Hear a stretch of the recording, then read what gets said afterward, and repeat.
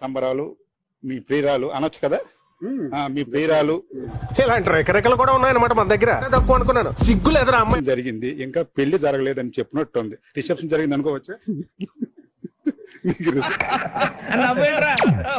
Reception కావాలంటే మొత్తం అందరికి కూడా ఇచ్చేస్తాం. ఎవడు అడిగాడు రా నిన్ను? ఎవడు అడిగాడు రా? పెళ్లి కాలేదు రిసెప్షన్ జరిగింది అని చెప్తున్నారు. మీరు ఎన్ని ప్రశ్నలు తిప్పి తిప్పి తిప్పి తిప్పి తిప్పి అడిగినా వివాహం జరగలేదు అని మీ ప్రశ్నకే సమాధానం చెప్తాను. నీలాంటి వాళ్ళు నమ్మితే ఎంత, నమ్మకపోతే ఎంత, తొక్కలోది. కానీ మా ఇద్దరు మనసులు కలిసాయి, మీ ఇద్దరం కలిసే ఉంటున్నాం, కలిసే తిరుగుతున్నాం, కలిసే అన్ని ప్రయత్నాలు చేసుకుంటున్నాం. అంటే పబ్లిక్ అయిపోయారంటారా మీరు? బరితెగించేశారా? పిల్లల్ని కలిసే చూసుకుంటాం. మా ఐదుగురు, మాకున్నది 5 పిల్లలు, మాకు 2వ పాయింట్ మాకున్నది ప్రజలు. మీ ఇద్దరం కలిసి ప్రజల కోసం, పిల్లల కోసం, కార్యకర్తల కోసం, పార్టీ కోసం, వ్యాపారాలు కూడా ఇద్దరం కలిసే చేస్తాం. ఎందుకు అడుగుతుంటానిక? అంటే మీరు అఫీషియల్ గా పెళ్లి చేసుకున్నారు కానీ లీగల్ గా మీకు ఇబ్బంది వస్తుందని దాచిపెట్టారని అనుకోవచ్చు. మీ వెంకన్న స్వామికి అన్ని తెలుసు. బాధపడకండి, అర్థమైన చూసుకోవడానికి 7 గొడవలు ఉన్నాడు కదా. మాధురి గారు, ఎమ్మెల్సీ దువ్వాడ శ్రీనివాస్ గారు భయపడుతున్నారు. మీరైతే డేరింగ్ అండ్ డాషింగ్ ఉమెన్ అంటే లంగమ్మ. సంక్రాంతి రోజు అడుగుతున్నాను, మీ ఫోటోలు కూడా నేను చూశాను, మీ పెళ్లి ఫోటోలు. పెళ్లి జరిగిందా రిసెప్షన్ జరిగింది? అదే చెప్తున్నాం కదా, మా ఇద్దరికి పెళ్లి జరిగింది. లీగల్ గా తెలియాలంటే కొద్ది రోజులు వెయిట్ చేయండి, అప్పుడు అందరి సమక్షంలో పెళ్లి చేసుకుంటాం. అయ్యి బాబోయ్, పిచ్చి బాగా ముదిరిపోయిందిరా మీకు. ఎవరైతే సెలబ్రిటీస్ అవుతారో వాళ్ళనే ట్రోల్ చేస్తారు. వీడప్పుడే బీబీసీ రేంజ్ లో ఎంచుకుంటున్నాడు. సారీ సార్, నాకు మన జయలలిత గారే ఇన్స్పిరేషన్. అబ్బో, ఆమెని నా లైఫ్ లో ఒక ఇన్స్పిరేషన్ గా తీసుకుంటున్నాను. ఆమెను ఒక సభలో, ఆమె చీరని, నిండు సభలో చీరను కూడా లాగిపెట్టి ఆమెను చాలా ఇన్సల్ట్ చేశారు. నేషనల్ లెవెల్లో కాదు, స్టేట్ లెవెల్లో 7. అవన్నీ దాటుకొని ఆమె చీఫ్ మినిస్టర్ అయింది. సో ఆమె లైఫ్ నాకు చాలా ఎగ్జాంపుల్, నేను చాలా ఎగ్జాంపుల్ గా తీసుకుంటున్నాను. ట్రోల్స్ కి బెదిరేది లేదు, అదిరేది లేదు.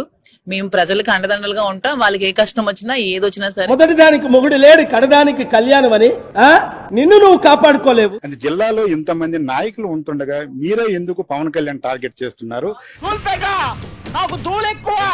దానివల్ల జనసేన నాయకుల ద్వారా మీరెందుకు టార్గెట్ అవుతున్నారు? జనసేన నాయకులు ఏం పీకుతారు నాకు? పెద్ద మాట అన్నాడు సార్ ఆడు. ఆ కార్యకర్తలుగా, నాయకులుగా నాకేమైనా పీకుతారు వాళ్ళు? నేను మాట్లాడతాను. ఇది కూడా కరెక్ట్ అనుకోవచ్చు. అయితే మీరు నేననేది మీరిద్దరూ లీగల్ గా లేరు కాబట్టి మీరు ఆడే మంచి మాట కూడా ప్రజలు అగ్రీ చేయట్లేదని వాదన. కరెక్ట్, ఇది కరెక్ట్ గా చెప్పేవయ్యా. ఇప్పుడు లీగల్ గా డైవోర్స్ అవ్వకుండా మ్యారేజ్ చేసుకోవాలని అంటే మేము చేసుకుంటామండి. ఏంటి ఇదే?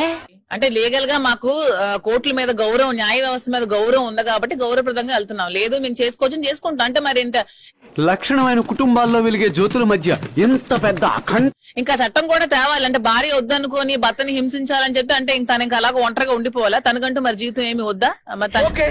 ఊరుకోవే, ఊరుకో, నేనున్నాను కదా, నేనేదో సాల్వ్ చేస్తాను. నువ్వు ఏడుస్తుంటే నాకు ఏడుపు వస్తుంది. అంటే ఇంకో విషయం ఏంటంటే, నీతులు చెప్పేవాడు నీతిగా ఉండాలని ప్రజల నుంచి వస్తున్న వాదన. ఏం పాయింట్ పెట్టావన్నా, సూపర్. నీతిగా ఉన్నాడు కాబట్టే ఆమె టికెట్ అడిగినా కూడా ఇచ్చాడు, ఆమె చంపుతున్నా కూడా భరించాడు. అన్ని దీనికున్న విశ్వాసం ఉందరా నా కొడక నీకు రే, మంచి చేస్తే నా కొడక నువ్వు రే. ఉన్నదంతా వదిలేసి వాళ్ళు వద్దు, మీరు పొండి, మీరు అవసరం లేదు అని చెప్పినప్పుడు బయటకు వచ్చారండి. అది నీతి దమ్మున్న మగాడు దువ్వాడ శ్రీనివాస్. ఆ మొగుడు నీకెలా నచ్చాడే? వాడిని చూస్తే నాకే ముడ్రాదు. అక్కడికి నిన్ను చూస్తే బాగేదో వస్తానట్టు. ఎప్పుడు కామెంట్ చేయాల్సిన అవసరం లేదు. వెనక 10 ఉంటాయి, ముందుకేమో ఒక మాట మాట్లాడతారు. మాట్లాడిన యాదవులందరూ ఎవడు సాయంత్రం వేసేకి లైట్లు ఆపి ఏ కొంపలు తూతున్నారు, ఏ కార్యక్రమం చేస్తున్నారు అందరికీ తెలిసిన.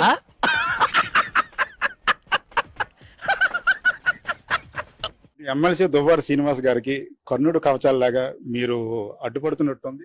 100% అండి. ఎంత పిరికి సన్నాసులు సీమలు ఎలాగరా పుట్టారు? చత్తనా కొడుకలు. అతని జోలికి ఎవరైనా రావాలంటే ముందు నా జోలికి వచ్చి అతని జోలికి వెళ్ళమనండి. ప్రసక్తే లేదు అతను ఎవరికైనా అంటే. నేను వస్తాను బాబు, నాకు నిద్ర వస్తుందండి. మీకేంటి లేవా? మీరు మీ ఆవిడ తెలుకుని ఎప్పుడు అవతో మాట్లాడలేదా? అప్పుడు నీకు దండం అమ్మా, నువ్వెక్కడ దొరికావే నాకు? ఈ శ్రీరామచంద్రులు అందరూ ఇలాంటి మగాళ్ళే ఉన్నారు ప్రపంచంలో. అతను ఇంక పర్ఫెక్ట్ గా ఉన్నాడు. నిన్ను చేశానని అందరికి చెప్పాడు. చూద్దాంలే. చూడటం కాదండి, మీరు చెయ్యాలంతే. సరే మీరు ట్రై చేస్తారన్నారంటే అది ఓకే అయిపోయిన